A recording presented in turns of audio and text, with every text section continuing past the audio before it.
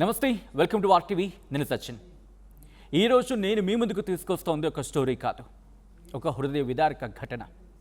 ఏంటది డీటెయిల్గా మాట్లాడుకుందాం.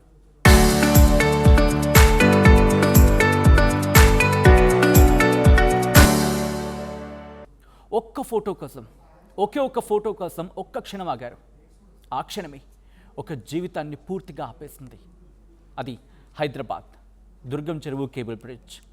అందమైన ప్రదేశం, కానీ ఆ రోజు అదే ప్రదేశం ఒక ప్రాణాన్ని బలి తీసుకుంది. ఫోటో కోసం ఆగిన అడుగు మరణానికి దారి తీస్తుందని ఎవరైనా ఊహిస్తారా? ఊహించరు కదా. ఆదివారం ఉదయం కరెక్ట్గా 3 గంటల ప్రాంతం 32 ఏళ్ల శ్యామ్రాజ్ తన భార్యతో కలిసి ఒక చిన్న సంతోషం కోసం బయటకు వచ్చాడు. బ్రిడ్జ్ అందం, అక్కడ గాలి, ప్రశాంత వాతావరణం, కూల్ బ్రీజ్ అని మాట్లాడుకుంటూ ఉంటాం కదా. అందుకే కేబుల్ బ్రిడ్జ్ అందం ఒక పక్క, ఆ గాలిని ఆస్వాదించాలనే ఆనందం ఒక పక్క. ఫోటో తీసుకుందామా అని చెప్పి భార్యని అడిగాడు. అవును, ఒక్క ఫోటో తీసుకుందామా అని చెప్పి అనుకుంది ఆ కుటుంబం, ఆ జంట. అంతే, ఆగారు. ఫుట్పాత్ దగ్గర కొన్ని క్షణాలు గడిపారు. ఆ తర్వాత ఫోటోకు ఫోజులు ఇస్తూ ఉన్నారు. వాళ్ళు అనుకున్నారు అదొక జ్ఞాపకంగా మిగిలిపోతుందని చెప్పి. అది ఒక జ్ఞాపకంగా కావాల్సిందే ఆ కుటుంబానికి, ఆ జంటకి. కానీ అదే టైంలో ఒక లగ్జరీ కారు హై స్పీడ్తో వచ్చింది. కంట్రోల్ తప్పింది, నేరుగా ఫుట్పాత్ పైకి ఎక్కేసింది. ఒక్క క్షణం ఆ జంటని ఢీకొట్టింది. నిజానికి శ్యామ్రాజ్ గాల్లోకి ఎగిరిపోయాడు. వెంటనే అక్కడే ఒక జీవితానికి బ్రేక్ పడింది. తన భార్య కళ్ళ ముందే తన భర్త పడిపోయాడు. చుట్టూతా రక్తం, ఆవహించేసిన భయం. కాపాడండి అంటూ అరిచిన ఆ గొంతు. వెంటనే హాస్పిటల్కి తీసుకువెళ్లారు శ్యామ్రాజ్ని. డాక్టర్లు ప్రయత్నించారు, ప్రాణం కోసం పోరాటం జరిగింది. కానీ సాయంత్రానికి ఆ పోరాటం ఓడిపోయింది. పెళ్ళై 6 నెలలు కూడా గడవలేదు. ఇంకా చెప్పాలంటే కాళ్ళకు పెట్టిన ఆ పారాని ఇంకా ఆరిపోలేదు. కానీ ఒక జంట తన తోడుని కోల్పోయింది. కథ ఇక్కడితో ముగిసిపోయిందా? కాదు. ప్రమాదం చేసిన డ్రైవర్ పారిపోయాడు. కారు అక్కడే వదిలేసి పారిపోయాడు. ఇది ప్రమాదం మాత్రమే కాదు, బాధ్యత లేకపోవడం. కారు రిజిస్ట్రేషన్ చెప్తాను, ఆ డీటెయిల్ గురించి. బెంగళూరుకి చెందిన కంపెనీది. ఆ కంపెనీ పేరు గురించి కూడా మాట్లాడుకుందాం. ఆ car WB06B7003 quantum minerals and metals private limited పేరుతో కారు రిజిస్ట్రేషన్ అయ్యింది. ఓవర్ స్పీడ్ అనుమానం వ్యక్తం చేయడం జరుగుతోంది. వ్యక్తం చేయడం కాదు, సీసీటీవీ ఫుటేజ్లో ఎస్కేప్ అయిన రికార్డ్ కూడా ఉంది. కానీ ముఖం మాత్రం క్లియర్గా లేదు. పోలీసులు కేసు నమోదు చేశారు. అతడి కోసం హంట్, వేట కొనసాగుతోంది. కానీ ఇక్కడ ప్రశ్న ఒక్కటే, స్పీడ్ కోసం ప్రాణాలు తీసేయాలా? రోడ్డుపై నడిచే వాళ్ళ ప్రాణాలకు విలువ లేదా? లగ్జరీ కారు ఉందంటే లైఫ్ అంత చీప్గా కనిపిస్తుందా? అంత చీప్ అవుతుందా? ఒక్క ఫోటో కోసం ఆగిన క్షణం ఇప్పుడు ఒక బాధగా మారిపోయింది. ఒక కన్నీటి సంద్రంగా నిలిచిపోయింది. ఒక భార్య ఇప్పుడు జ్ఞాపకాలతో ఒంటరిగా ఉండిపోయింది. ఇది కేవలం ప్రమాదం మాత్రమే కాదు, మన నిర్లక్ష్యానికి ఒక ఉదాహరణ. ఒక ఫోటో కోసం ఆగిన అడుగు చివరికి శ్వాస కోల్పోయింది, శాశ్వతంగా ఆగిపోయింది. ఎవరి నిర్లక్ష్యం ఇది? రంగుల లోకం కోసం కాదా? రంగుల లోకం కోసం ఏదో నగరాన్ని కంప్లీట్గా అందంగా చూపించాలని ఒక రంగుల ప్రయత్నం కోసం చేసిన ప్రయత్నం బాగానే ఉండింది, ఆర్భాటంగా ప్రారంభమైంది. కానీ ఆ తర్వాత ఏమైపోయింది? నగరానికి గేట్వేగా మాట్లాడుకుంటూ ఉంటారే, ఇదే కేబుల్ బ్రిడ్జ్ని. ఈ గేట్వేని మృత్యువుకు గేట్వేగా మార్చాలనే ప్రయత్నం చేస్తున్నారా అధికారులు? A straight question from the society. You have to answer for this. నగరానికి గేట్వే దేనికి గేట్వే? మరణానికి, చావుకి గేట్వేగా మార్చే ప్రయత్నమా? అక్కడ గుంతలున్నాయి, పట్టించుకోరు. ఒకప్పుడు ఇదే గేట్వేకి సంబంధించి కేబుల్ బ్రిడ్జ్ దగ్గర నేను వెళ్ళి రిపోర్ట్ చేసిన సందర్భం ప్రారంభమైన కొద్ది గంటల తర్వాత కనీసం బండి ఆగాలంటే రైమైన వచ్చేసాయి vehicles, police vehicles. I'm sorry, ఆ రోజు వెహికల్స్ వచ్చేసి తరిమేసాయి ఎక్కడికక్కడ. కానీ ఈరోజు పరిస్థితి ఏంటి? ఆ రోజు కనీసం ఆగాలంటే భయపడిపోయేవారు. ఎక్కడ ఫైన్లు పడతాయో, ఎక్కడ పోలీసులు వచ్చి తరిమేస్తారని చెప్పి ఆ ఫుట్పాత్ మీద కాసేపు ఉండేవాళ్ళేమో.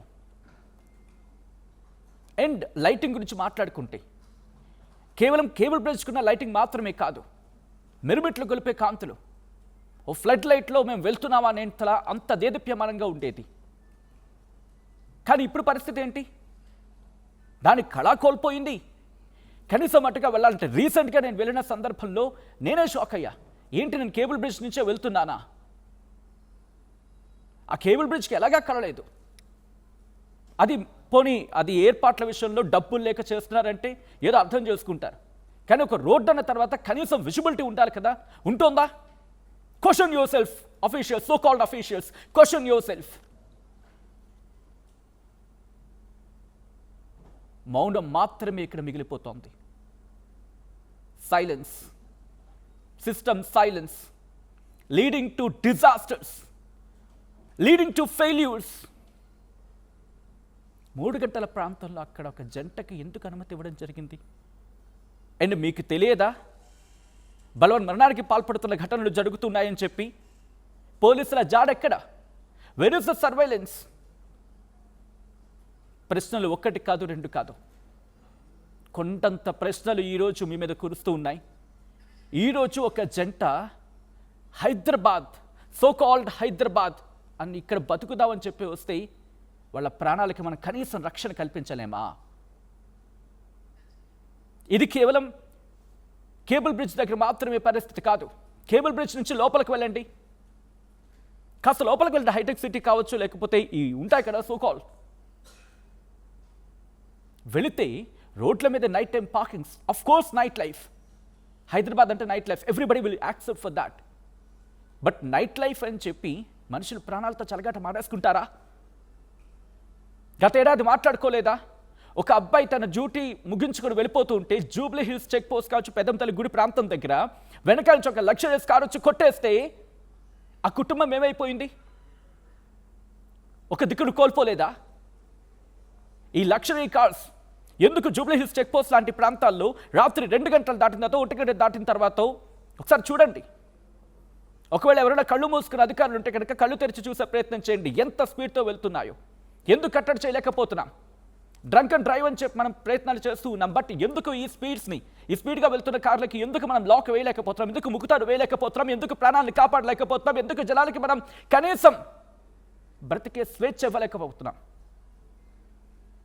చూడండి, ఒక లగ్జరీ కారు ఢీకొట్టేసి ఆ ఫ్రంట్ పార్ట్ ధ్వంసం అయిపోయిన తర్వాత నాకేం తెలియదు అంటే అక్కడి నుంచి వెళ్ళిపోయాడు ఆ డ్రైవర్ కావచ్చు, who are it maybe, who is riding that car. కనీసం వీటికి పట్టుకోలేకపోయాం. ఇది చేతకానితనమా అని చెప్పి పెద్ద ప్రశ్న నేను వేయను. But we have to accept our failure. ఇలాంటి వాళ్ళని పట్టుకొని ఇదిగో వీళ్ళు నిందితులు, ఇలాంటి ఘటనలు ఇంకా పునరావృతం కావు అని చెప్పి ధైర్యం కల్పించలేకపోతున్నామే. ఎందుకు మన వ్యవస్థ ఇంత నిర్వీర్యం అయిపోతోంది?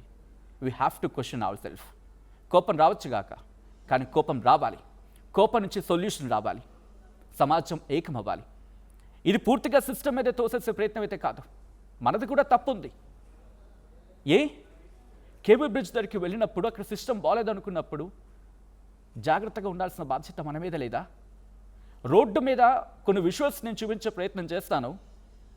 రోడ్డు మీద వెహికల్స్ అలా ఆగే ఉన్నాయి, ఆటోలు, కార్లు.